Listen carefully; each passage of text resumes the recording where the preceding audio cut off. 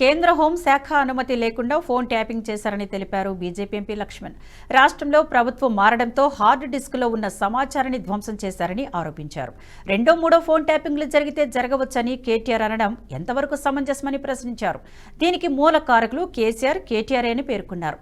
CM Revanth Reddy స్పందించి దీనిపై CBI విచారణ చేయించాలని డిమాండ్ చేశారు. మద్యం కుంభకోణంలో కవిత పాత్ర ఉందని, ఫోన్ ట్యాపింగ్, కాళేశ్వరం ప్రాజెక్టు అవకతవకల్లో ఆ కుటుంబానికి ప్రమేయం ఉందని తెలిపారు. తెలంగాణ సంపదను దోచుకున్న వారికి శిక్ష పడాలని ప్రజలు కోరుకుంటున్నట్లు తెలిపారు లక్ష్మణ్. ఫోన్ ట్యాపింగ్ వ్యవహారం, ఈ ఫోన్ ట్యాపింగ్ వ్యవహారంలో కూడా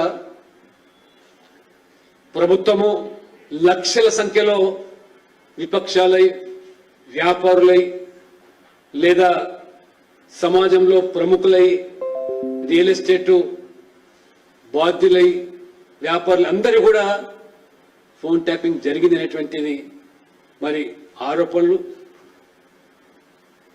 ఒకవైపు పోలీసులేమో ప్రభుత్వం చెప్పితే చేశామని, కేటీఆర్ గారేమో వారు మాట్లాడుతూ జరిగితే జరిగి ఉండొచ్చు, ఒకరిద్దరి లంగాలే లుచ్చాలే జరిగిండొచ్చు అని వారు మాట్లాడుతారు. అంటే కేటీఆర్ గారు ఒప్పుకుంటా ఉన్నారు, అంటే ఫోన్ ట్యాపింగ్ జరిగి ఉండవచ్చని. అది ఒకరిదా, ఇద్దరిదా, వేలదా, ఆ విషయం పక్కన పెడితే అదేదో పోలీసుల పని మాత్రమని వారు చెప్తున్నారు. పోలీసులేమో ప్రభుత్వం ఆదేశాల మేరకు జరిపామని. ఈ రకంగా బాహాటంగా ఈ రెండు పార్టీలు కూడా ఒకరి మీద ఒకరు బుద్ధ జల్లే విధంగా నాటకీయ ఫక్కీలో ప్రజలను అసలు సమస్యల మీద నుంచి, ఈ 6 గ్యారెంటీలు బీఆర్ఎస్ కాంగ్రెస్ ప్రభుత్వం రేవంత్ రెడ్డి గారు 100 రోజుల్లో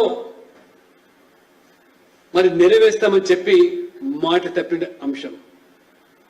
ఆ రకంగా పార్లమెంట్ ఎన్నికల ముందు ప్రజలను అసలు సమస్య నుంచి దృష్టి మళ్లించేదానికి బీఆర్ఎస్ ఏమో వాళ్ళ అవినీతిని, వారి కుటుంబ పాలనను, వాళ్ళ నియంతృత్వ పోకడలను వారు ప్రజలు మొన్ననే ఎన్నికల్లో వారికి ప్రజా తీర్పునిచ్చి శిక్ష విధించినప్పుడు కూడా ఆ అహంకారాన్ని వీడకుండా.